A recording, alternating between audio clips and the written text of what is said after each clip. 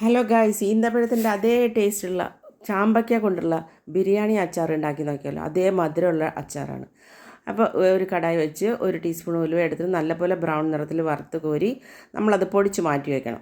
അത് കഴിഞ്ഞ് അതേ കടായിൽ തന്നെ കുറച്ച് നല്ലെണ്ണ ഒഴിച്ച് അതിനകത്ത് കടുക്, ഉലുവ, കുറച്ച് ഉണക്കമുളക് ഇട്ട് പൊട്ടിച്ച് അത് പൊട്ടി വരുമ്പോൾ നമുക്ക് ഒരു വലിയ സ്പൂൺ, അതായത് ഒരു 5-10-15 വെളുത്തുള്ളി, അതിനനുസരിച്ച് തന്നെ ഇഞ്ചിയും, പിന്നെ 10 മുളകും പച്ചമുളകും ഇട്ട് നല്ലപോലെ വഴറ്റിയെടുക്കുക.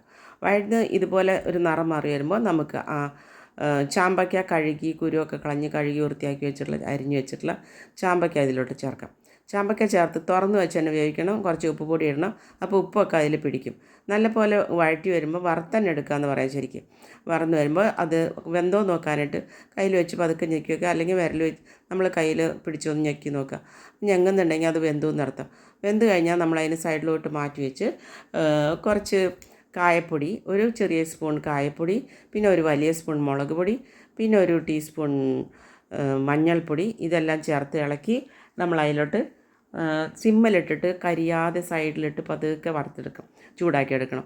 ഒന്ന് നിറം മാറി വരുമ്പോൾ നമുക്ക് വറുത്ത് വെച്ചിട്ടുള്ള ആ ചാമ്പയ്ക്ക കൂടി ചേർത്ത് ഇളക്കി നേരത്തെ പൊടിച്ച് വെച്ചിട്ടുള്ള ഉലുവപ്പൊടിയും കൂടെ ചേർക്കണം, 1 ടീസ്പൂൺ.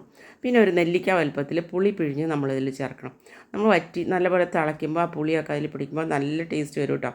പിന്നെ കുറച്ച് ശർക്കര, ഒരു ബെല്ലം ശർക്കര അല്ലെങ്കിൽ ബ്രൗൺ ഷുഗർ മേടിക്കാൻ കിട്ടും, അതിട്ട് ഇളക്കി മധുരമൊക്കെ അതിൽ പിടിച്ച് വറ്റി വരുമ്പോൾ നമുക്കതിലോട്ട് ഒരു വലിയ സ്പൂൺ വിനാഗിരി കൂടി ചേർക്കാം.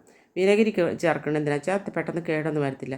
നല്ലപോലെ വറ്റി വന്ന് ഇതുപോലെ ആയിക്കഴിഞ്ഞാൽ നമുക്ക് പാത്രത്തിലെടുത്ത് വയ്ക്കാം. ഇത് നല്ല ടേസ്റ്റാണ് ബിരിയാണിയുടെ കൂടെ കഴിക്കാൻ.